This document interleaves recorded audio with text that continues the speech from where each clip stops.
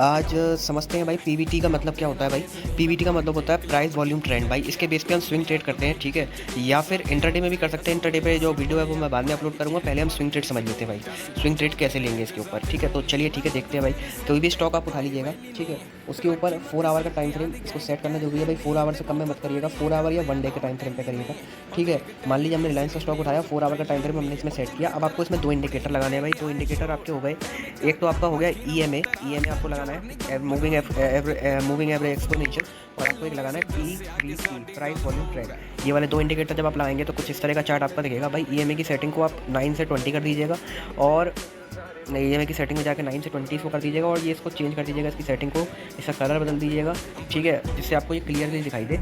और इसका जो थोड़ा स्मूथ इसको कर दीजिएगा, जिससे आपको क्लियर दिखाई दे। ये देखिए इस तरह से कुछ दिखेगा।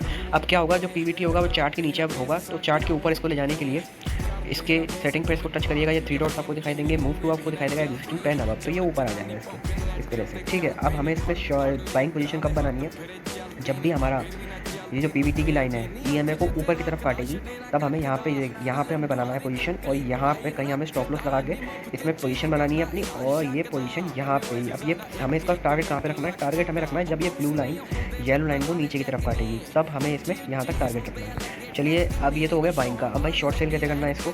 मान लो ब्लू लाइन ने हमारी येलो लाइन को नीचे की तरफ काटा, और जब ये ब्लू लाइन येलो लाइन को ऊपर की तरफ काटेगी, यहाँ तक हमारा टारगेट रहेगा।